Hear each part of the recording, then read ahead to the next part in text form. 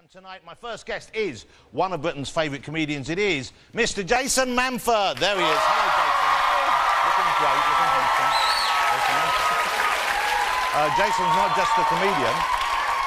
He has a rich history of musical theatre in your past as well, don't you, Jason? I've done a bit. Yeah, well, I know you've done the West End now, but when you were young, you appeared in the Little Shop of Horrors, didn't you? Yeah, I did, that's right. Which, of course, after recent events, that's what they're calling Tesco Express these days. Jason Manford, ladies and gentlemen, there he is. He's on the show. My next guest, he is a Salford lad who already made a big impact on TV. In fact, when he refused to move to London, the BBC moved to Salford. It's Jason Manford, ladies and gentlemen.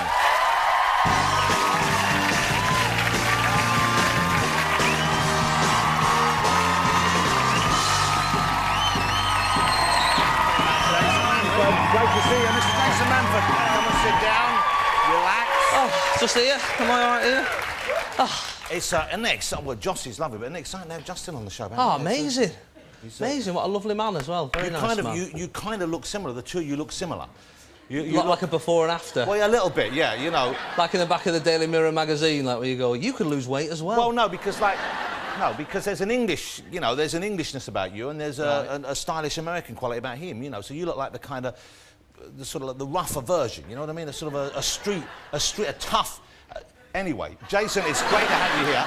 So you still now, this is, I think it's because obviously a lot of the work you do is down here in London. And yet you do still live up in, is it Stockport? Stockport, yeah. Okay, so when you were performing down here, when you were doing, because in the summer last year, Jason was in Sweeney Todd. That's right, yeah. Which was a big thing in the West End with Michael Ball, and it was a big part, hadn't it? So there you are as the man from the Go Compare adverts. Yeah, I know. No, that's you as Pirelli, the barber, the kind of fake barber in there. And so you were down here for a few months doing that, and you got 3 little girls. That's right, yeah. So how old are your kids? I've got twin girls who are 3.5 and an 18-month-old who's... she's all right. I've not known her as long as you would say. So she's... but that's sweet. What a lovely little family. It's lovely, actually. They're lovely, and they're great fun. And you know, it was hard being down here. I was talking to them every day. And I had this weird moment, actually, where I was in the dressing room. I was in this really tiny dressing room. And I was talking to the sort of eldest of the twins. And she was at home, and we were sort of just before bedtime, and I sort of logged on, and we were sort of having a little chat. And she was just chatting away. She was telling me about a day. And then she, out of nowhere, she went, and these are like 200-year-old, 300-year-old buildings that we're in, all creaky and horrible and scary. And she said, Daddy, who's that man behind you? I was in a room by myself, right? And I don't believe in ghosts and all that sort of stuff, but when a 3-year-old says it, you think, hang on, what's gone on here? Because she's not thinking, I'm going to wind my dad up. She's 3, you know what I mean? She's not that developed, yeah. So I said, what man? And she said, there's a man stood behind you. And I was looking, I was properly scared, I'll be honest with you. So nothing there? Nothing there, nothing there. And, I mean, to be honest, in the West End, I would have been more scared if there was a bloke behind me. I know she's 3, but she wasn't drunk? She wasn't drunk, and because she's northern, that's what you think, we start drinking early. Maybe she's got kids of her own. Maybe she did. Well, maybe she had a bit too much Tixilix, you know? I mean, that's kind of... No, she was just asking a genuine question. And I said, well, what does he look like? And she said, he's crying, and he's a soldier. I know, I did the same noise. And anyway, I ignored it again, and she stopped talking about it. And I was talking to the theatre manager, a guy called Jonathan, and I said, it's really weird. And he said, well, about 100 years ago, there was a guy who, William, I can't remember his name, William Burnett or something. He was in a play, and he got killed at stage door. He got stabbed at stage door. Just before the show started, 7 o'clock, same time I was talking to my daughter. And the play he was in was a play called The Secret Service. And he was playing a soldier. Wow. In this thing, I know. Wow. So anyway, she's in a home now, that child. We don't speak to her.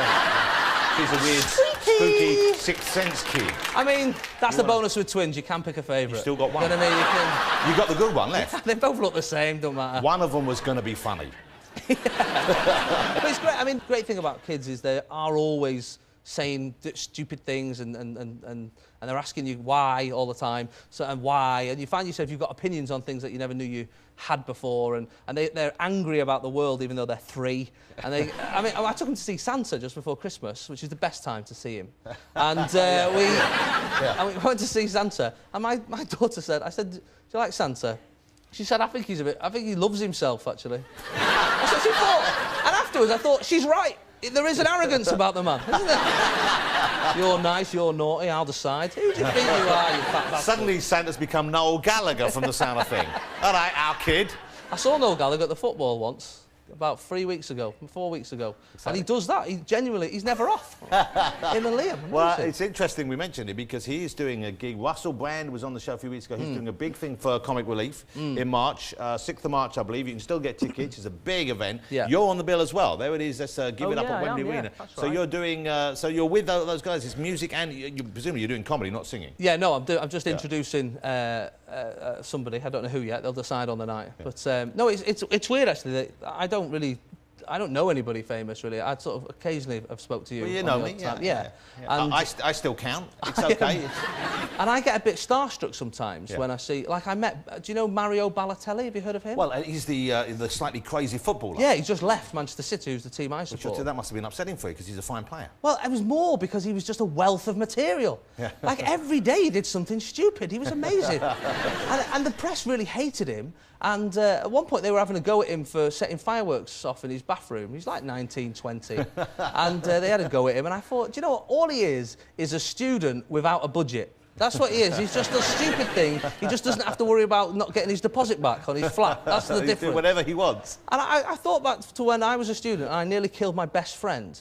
And I don't know if you've ever killed anyone, but or nearly killed anyone. But we had this helium canister in our flat, and we were sort of having a bit of a laugh with it, blowing it up, and having a little balloons and sucking the air out, and having squeaky voices and ringing for taxis. That's always funny. Can I get a taxi, please? And it's just funny. Can I get a pizza? Whatever. It's just that will always be funny, no matter who you are, right? And anyway, he came back, my friend, and he's a big fella, and he come in, a big rugby player, and he says, I want to go helium. I said, all right. And now we've been putting it in balloons and sucking out of balloons, but he went straight for the pressurised canister. I know. So obviously, when you can see your friend in danger, you say nothing, don't you? Think because you've got a torture, right? Yeah. And he put his mouth on the nozzle, he pressed the button, and it blew up in his face, and the canister flew that way, he flew that way, and I was panicking, thinking, oh my God, we've killed him, and his mum's really nice, and I don't want to make that phone call. And I sort of wandered over and I was going, Stuart, you all right? And his face is like this. And he's gone bright purple like a Ribena berry. Like, I was going, Stuart, you all right? You all right? And eventually, after about a minute, he went, I can't breathe, you bastard! I can't breathe! There you go. There you go. That was amazing. He breathed like that for a week. It was fabulous. So a bad reality, but a great anecdote. Right yeah, there. But great. And I mean, he's still, even like that afternoon, he had a rugby match, and we went and watched it. Just like, pass it me. Like, yeah, that's going to happen. Okay. So you're back on tour. Jason's back on tour. His new tour is called First World Problems. I think we've all heard that expression. Yeah. I mean, I'm discovering weird things. Because obviously, while I'm on tour and while you're doing things, you're always looking around thinking, is that funny? Can I turn that into a joke? Can I do anything with that? And people start telling you stories, and most of them are rubbish. So they offer you stories for the tour? Yeah, just people call. Like, I was on the train manager walked past me the other day, and he said, I'm looking forward to seeing you. I wanted to tell you this story because I'm obviously on that train a lot. I said, oh, go on. And here we go, right? And he said, I was in the Trafford Centre shopping. I went to use the loo, and the big where the toilet roll thing is there. Someone had put a little like poo at the top of the toilet roll. I know, weird. What, a real one?